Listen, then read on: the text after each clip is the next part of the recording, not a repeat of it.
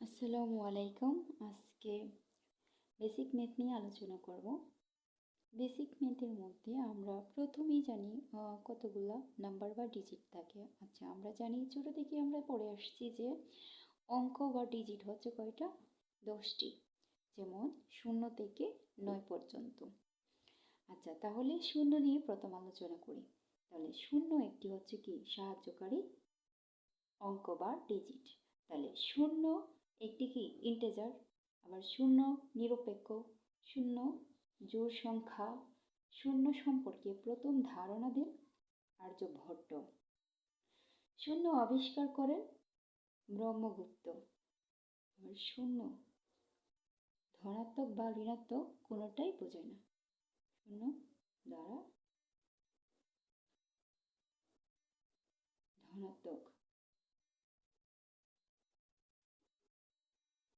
ধনাত্মক বা ঋণাত্মক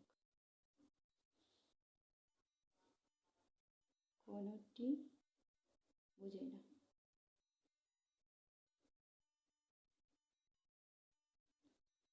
এখন আমরা যে পড়লাম যে 0 জোড় সংখ্যা, এটার প্রমাণ একটা দিই। আর অন্যগুলোতে এমনি বুঝে যেতেছে যেহেতু ধনাত্মক বা ঋণাত্মক নয়, তার মানে 0 তো একটা নিরপেক্ষ, এটা বলছে। তাহলে 0 যে জোড় সংখ্যা, এটা কিভাবে জানবো? আমরা জানি জোড় সংখ্যা কিভাবে নির্ণয় করা হয়, অর্থাৎ যে সব সংখ্যাকে 2 দ্বারা ভাগ করলে ভাগশেষ 0 হয় তাদেরকে আমরা কি বলে থাকি? জোড় সংখ্যা।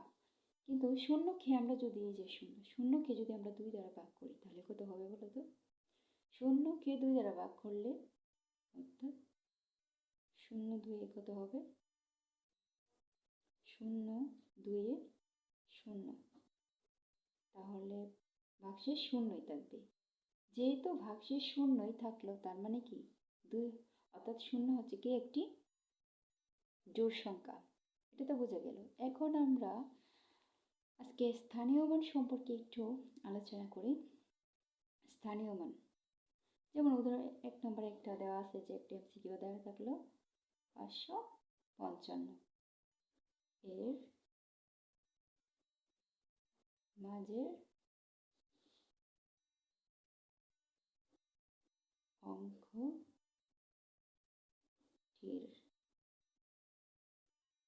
স্থানীয় মান কত? তাহলে অপশানে দেওয়া থাকলো যে ক নাম্বারেরটা হচ্ছে কত?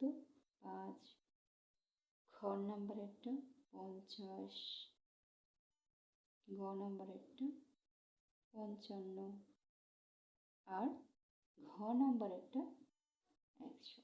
তাহলে এখানে কোনটা সঠিক হবে? তাহলে আমরা নির্ণয় করে দিই যে সমাধান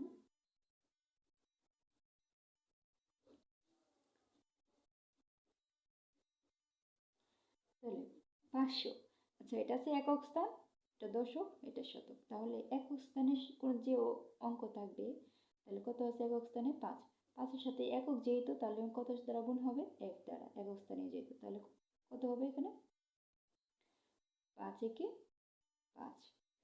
তাহলে এখানে কত আছে? এইখানে আছে 5, কিন্তু এটা কত স্থানে আছে? দশক। তাহলে এর সাথে কত গুণ হবে? 10। তাহলে 5 10 কত? 50। সেম টু একই প্রক্রিয়ায় এটা আছে কত? তাহলে শতকের স্থানে। তাহলে আমরা কি করব? শতক দ্বারা বা 100 দ্বারা গুণ করে দেব। তাহলে কত হবে? 500। তাহলে যেহেতু বলছে শুধু মাঝের অঙ্কটির স্থানীয় মান কত, তাহলে মাঝের অঙ্কটি কত? 50। তার মানে এর উত্তর হবে কি? খ 50। অর্থাৎ মাঝের ডিজিটটি বা 5 এর স্থানীয় মান হবে 50। আরেকটা উদাহরণ আমরা স্থানীয় মানে দিতে পারি, যে এগুলো তো নর্মাল সবাই জানে বা পারি। এখন আমরা যদি এরকম কোনো অঙ্ক দেওয়া থাকে যে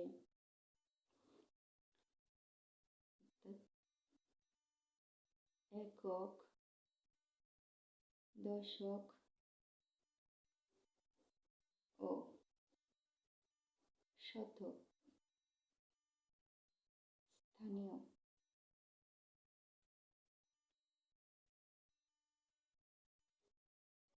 শতক স্থানের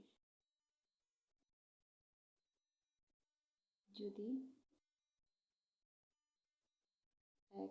ওয়াই জেড হয়, তবে এর রূপান্তর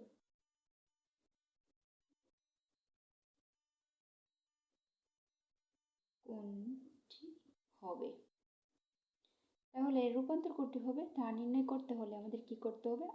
এটার মতো করে আগের মতো করে লিখতে হবে। তাহলে এখানে কি আছে? একক, দশক, শতক।